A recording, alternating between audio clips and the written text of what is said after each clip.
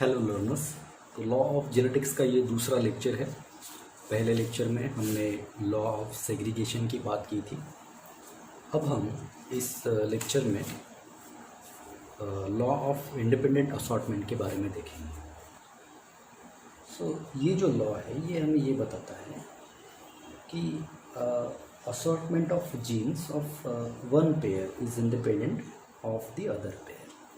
मतलब अगर हम ऐसे कोई पेरेंट कंसीडर करते हैं जो कि जिसमें दो अलग अलग कैरेक्टर्स हैं, जैसे कि एग्जांपल के तौर पर अगर हम पी प्लांट में सीड कोट कलर और सीड कोट टेक्सचर ये दो कैरेक्टर के बारे में बात करते हैं, तो सीड कोट कलर का जो इनहेरिटेंस है ये सीड कोट टेक्सचर के ऊपर डिपेंडेंट नहीं रहेगा। ओके, ये हमें समझ में आ जाएगा जब हम डायहाइब्रिड क्रॉस के बारे में देखेंगे इसी लेक्चर में। तो ये स्टेटमेंट क्या है? When the parent differ from each other in two or more pair of contrasting characters, then the inheritance of one pair of factor का मतलब alleles is independent to that of the other pair of factor. यहाँ पर जो भी character जैसे कि seed coat colour है, तो उसके जो भी एलील्स होंगे उनका इनहेरिटेंस यानी कि नेक्स्ट जनरेशन में जो उनकी एंट्री होगी वो किसी दूसरे कैरेक्टर के एलील्स के ऊपर बिल्कुल भी डिपेंडेंट नहीं रहती है। ठीक है, तो इसे समझने के लिए, इसे अच्छी तरीके से समझने के लिए हम डायहाइब्रिड क्रॉस को देख लेते हैं एक बार, उसके बाद फिर वापस आएंगे हम इस लॉ के स्टेटमेंट पर। ओके, तो सबसे पहले अभी हम मूव करते हैं डायहाइब्रिड क्रॉस पर। तो जैसे मैंने आपको अभी थोड़ी देर पहले कहा कि डायहाइब्रिड क्रॉस ये ऐसा क्रॉस होता है जिसमें हम दो कॉन्ट्रास्टिंग कैरेक्टर को कंसीडर करते हैं। तो मैं यहाँ पर येलो सीड कलर और राउंड सीड टेक्सचर इसे कंसीडर कर रहा हूँ। ओके, तो कैपिटल वाई ये जो है ये येलो सीड कलर को इंडिकेट कर रहे हैं, और कैपिटल आर ये जो है ये राउंड सीड टेक्सचर को इंडिकेट करते हैं। ओके, तो इसका क्रॉस हम करने वाले हैं ग्रीन सीड कलर और व्रिंकल्ड सीड टेक्सचर के साथ। ठीक है, तो यहाँ पर देखिए ये होमोजाइगस है, ये होमोजाइगस डोमिनेंट है और ये होमोजाइगस रिसेसिव है। तो ये जो चीज़ है ये एक कैरेक्टर डिफाइन कर रही है और ये जो चीज़ है ये दूसरा कैरेक्टर डिफाइन कर रही है। ओके, तो यहाँ पर हम दो कैरेक्टर का क्रॉस कर रहे हैं, इसलिए इसे डायहाइब्रिड क्रॉस कहा जाता है। तो ये हमारे प्योर लाइन पेरेंट्स हैं। ओके, तो ये है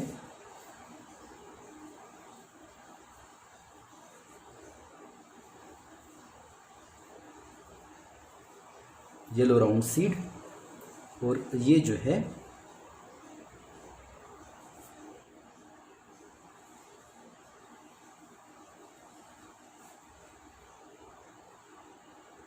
ये है ग्रीन व्रिंकल्ड सीड। ओके, तो अब गमेटोजेनेसिस के वक्त, जैसे मैं ऑलरेडी आपको पहले लेक्चर में बता चुका हूँ, गमेटोजेनेसिस के वक्त होता क्या है, इन दोनों एलील में से कोई भी एक एलील आगे जाएगा।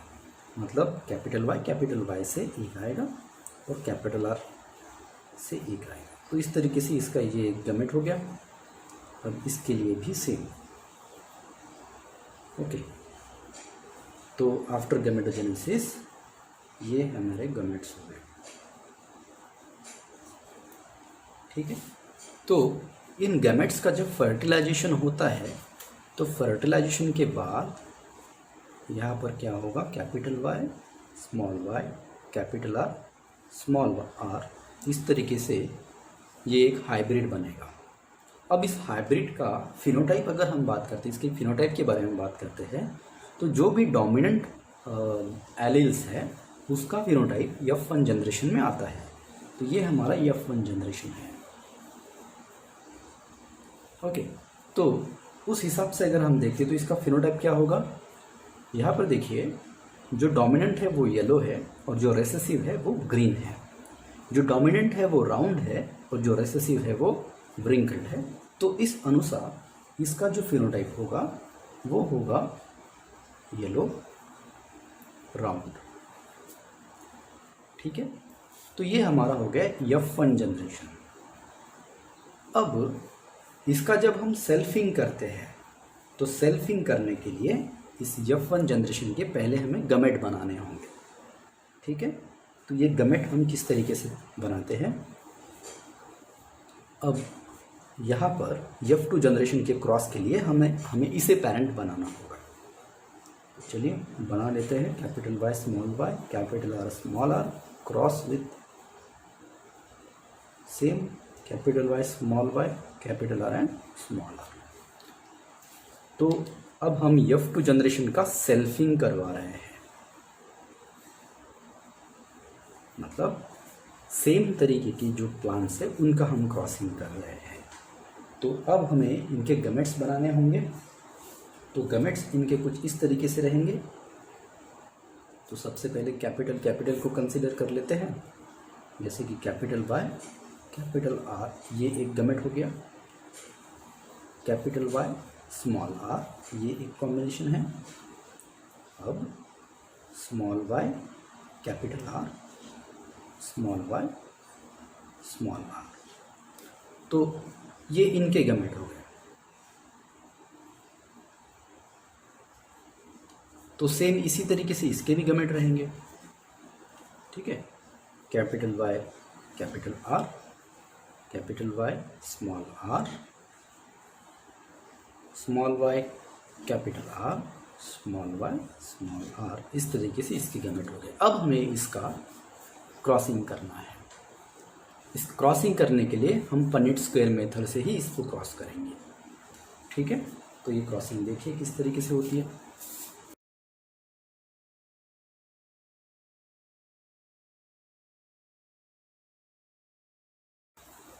तो अब हमारे बॉक्सेस रेडी हो चुके हैं। अब जो अपर वाला साइड जो है ये इस तरीके से मेल और फीमेल इनके सिंबल्स दे देते हैं हम। ये जो भी गमेट्स है ये इन्हें हम यहाँ पर प्लेस कर लेते हैं, कैपिटल Y कैपिटल R, इस तरीके से।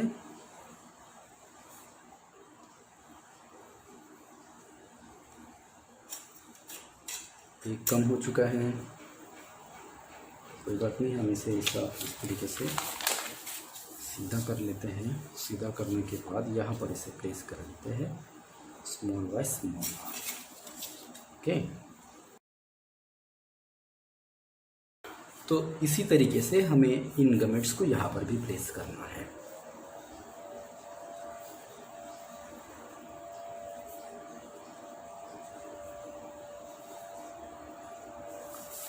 तो जब हम इन सब का कॉम्बिनेशन बना लेते हैं तो कॉम्बिनेशन बनाने के बाद हमें इनका फिनोटाइपिक रेशो और जीनोटाइपिक रेशो निकालना है। ओके, तो चलिए कॉम्बिनेशन बनाते हैं। कॉम्बिनेशन किस तरीके से बनाना है, ये capital Y capital R capital R, इस तरीके से हमें ये सारे के सारे गमेट्स को कंबाइन करना है।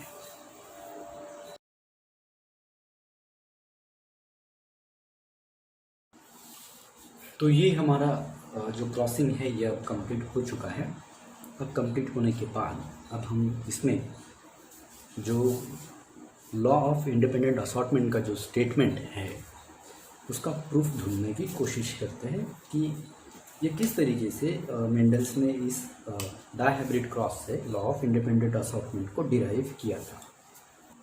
तो हम पेरेंट का कॉम्बिनेशन जो है या पेरेंट का जो फिनोटाइप्स जो है, मेन पेरेंट्स, उनका फिनोटाइप एक बार देख लेते हैं।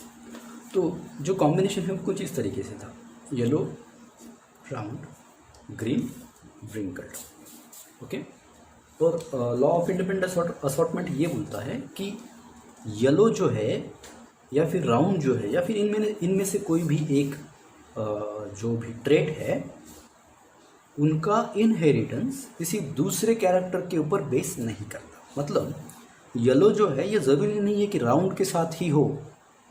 ओके, तो ये येलो जो है ये व्रिंकल्ड के साथ भी जा सकता है, तो ये इसके ऊपर डिपेंडेंट नहीं है। या इसका इनहेरिटेंस इसके ऊपर डिपेंडेंट नहीं है। ग्रीन ज़रूरी नहीं है कि ये व्रिंकल्ड के साथ हो, ये येलो राउंड ग्रीन राउंड के साथ भी जा सकता है। तो ये जो लॉ है ये यही बताने की कोशिश करता है।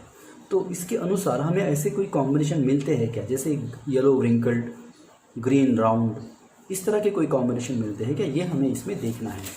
चलिए ढूंढते हैं। तो सबसे पहले अब हम क्या करेंगे, ये जो स्क्वायर जो हमें मिला है यहाँ पर, इसके फिनोटाइप्स को सर्च करते हैं, कौन से फिनोटाइप हमें यहाँ पर मिले हैं। ओके, तो यहाँ पर इसका फिनोटाइप देखिए, यह है येलो राउंड।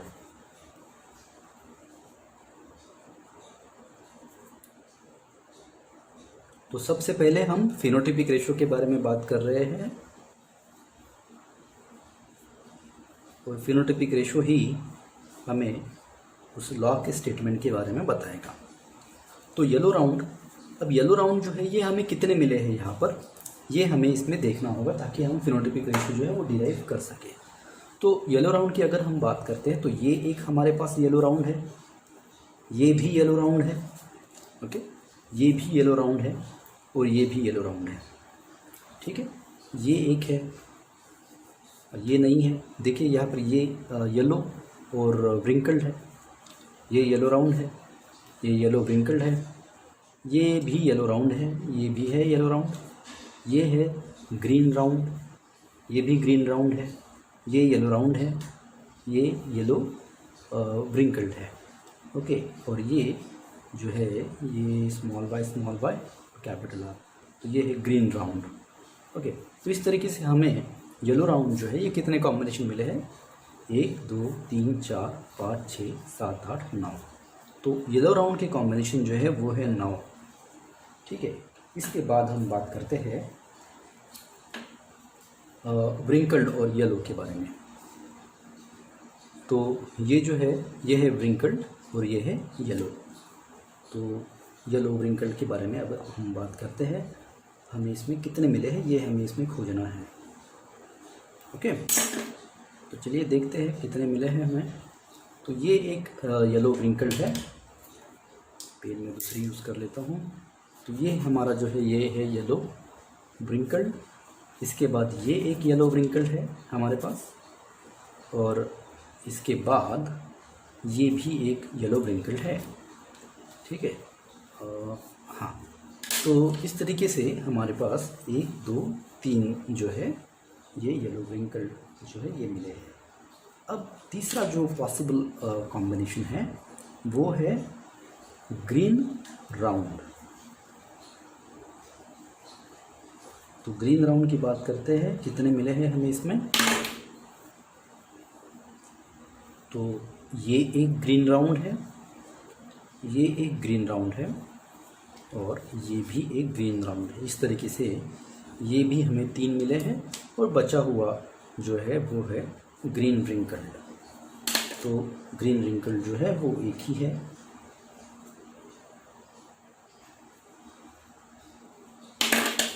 तो इस हिसाब से अगर हम देखते हैं तो डायहाइब्रिड क्रॉस का जो फिनोटिपिक रेशो है वो बन जाता है 9:3:3:1। ओके, तो इस तरीके से इसका फिनोटिपिक रेशो है। सो जीनोटिपिक रेशो कैसे निकालना है ये मैं आपको बता देता हूँ, और आप इसे ढूंढने की कोशिश कीजिए, और मुझे कमेंट सेक्शन में बताइए कि इसका जीनोटिपिक रेशो क्या है। ठीक है, तो जीनोटिपिक रेशो का निकालने के लिए सबसे पहले आपको ये देखना है कि यहाँ पर कितने कैपिटल वाई कैपिटल आर के कॉम्बिनेशन है। जैसे यहाँ पर कैपिटल वाई कैपिटल आर का जो कॉम्बिनेशन है वो सिर्फ हमें एक ही दिखाई देगा। ओके, तो ऐसे भी लिख सकते हो capital Y capital R small R. Okay, तो इसका कॉम्बिनेशन अगर आप सर्च करते हो तो capital Y capital R small R, इसका कॉम्बिनेशन देखिए कितना है। ये यहाँ पर एक जगह पर है। ओके, इसके बाद capital Y capital R small R, ये एक जगह पर हो गया, ये एक है, ये एक है। इसके अलावा बस 2 ही जगह पर हमें ये देखने को मिला है। तो ये हो गया। तो इस तरीके से आप बाकी के जो कॉम्बिनेशन है वो ढूंढने की कोशिश कीजिए।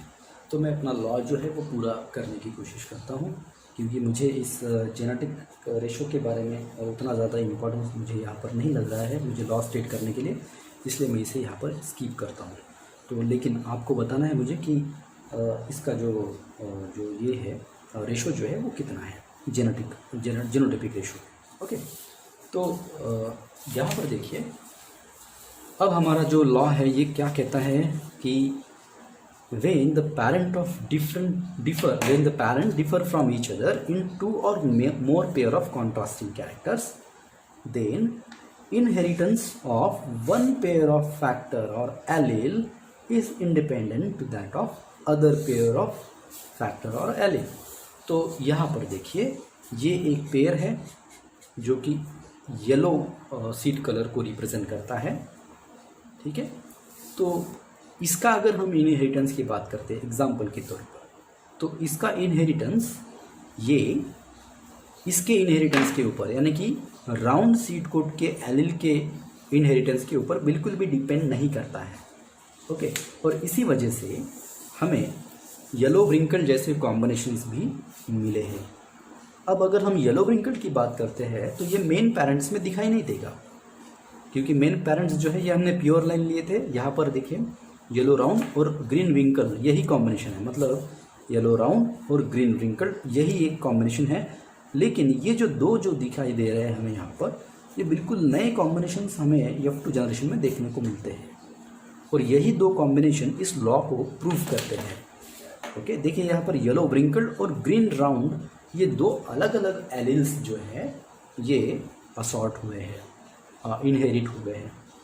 तो इनका इनहेरिटेंस पैटर्न जो है ये एक दूसरे से इंडिपेंडेंट है, और इसी वजह से इसी लॉ का या इसी क्रॉस का यूज़ करके जो मेंडल्स है इन्होंने ये लॉ ऑफ इंडिपेंडेंट असॉर्टमेंट दिया है। ओके, तो आई होप आपको ये जो लॉ है ये समझ में आ चुका होगा। Thank you.